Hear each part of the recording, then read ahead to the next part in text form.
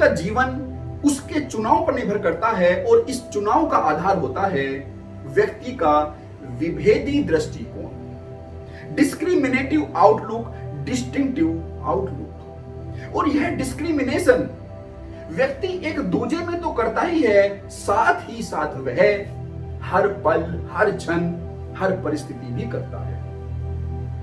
यह व्यक्ति का डिस्क्रिमिनेटिव आउटलुक ही है जो सही और गलत, अच्छे और बुरे के मध्य एक चुनाव करवाता है। आपने देखा होगा कि एक ही ऑब्जेक्ट किसी एक के लिए बिल्कुल सही होता है, वहीं वह ऑब्जेक्ट किसी दूसरे के लिए बिल्कुल गलत होता है। तो वास्तव में ऑब्जेक्ट्स के सही और गलत होने की उतनी महत्ता नहीं होती जितनी महत्ता व्यक्ति के नजरिए की, उसके आउटलुक की होती है। और जब व्यक्ति का वह नजरिया ऑब्जेक्ट्स की तुलनाओं में इतना माहिर हो जाता है, बारीक रूप से पारखी हो जाता है, तब वह उसका पारखीपन विवेक का, डिस्क्रेशन का एक रूप ले लेता है। फिर वह केवल सही और गलत, अच्छे या बुरे तक ही सीमित नहीं रहता है। वह आगे बढ़ते हुए कम सही और ज्यादा सही, कम अच्छा और ज्यादा अच्छा, इस भांति से भी उनमें एक विभेद, एक डिस्क्रिमिनेशन करता है। और साथ ही वह उनकी उपयोगिता में भी एक डिस्क्रिमिनेशन करता है।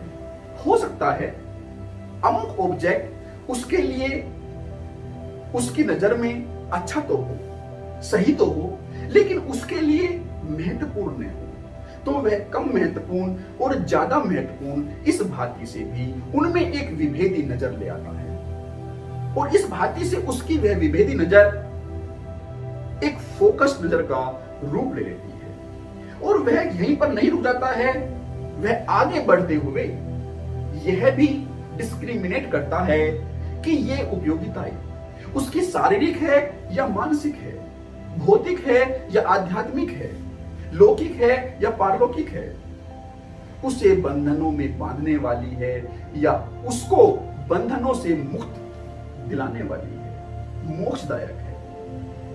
और यह डिस्क्रिमिनेशन व्यक्ति के अंदर से विजडम के रूप में इस भांति से कार्य करता है कि मानो यह उसकी मोक्षदायक यात्रा का, उसकी सफलता की मार्ग का एक हिस्सा है, या अपोजिट रूप से इग्नोरेंस के रूप में इस भांति से कार्य करता है कि यह उसकी बंधनकारी यात्रा का एक हिस्सा बन जाता है। दोस्तों, हर चुनाव, हर डिस्क्रिमिनेशन एक नया बंधन ले आता है और साथ ही वह उसके मार्ग को या तो डाइवर्ट करता जाता है, फैलाता जाता है, या फिर उसके मार्ग को संकुचित करता जाता है, केंद्राभिमुख, सेंट्रिक करता जाता है। और जीवन इसी डाइवर्सिटी और यूनिटी, इसी संकुचन और विस्तार, इसी डिफरेंसेस और वननेस के मध्य डोलती जाती है। और यही डाइवर्सिटी आगे चलकर व्यक्ति के लिए अटकाव और भटकाव बन जाती है, वहीं वह वननेस उसके लिए साधना और सफलता बन जाती है। दोस्तों, डाइवर्सिटी परिधि पर और वननेस सेंटर पर, हार्मनी कोर वैल्यू के रूप में प्रतिस्थापित होनी चाहिए। इनर हार्मनी ही बाहर की डाइवर्सिटी को इंद्रधनुष बना देती है, जबकि अंदर की जो हमारे भटकाव होते हैं, जो कॉन्फ्लिक्ट होते हैं, वह बाहर की डाइवर्सिटी को इंद्रजाल बना देती है।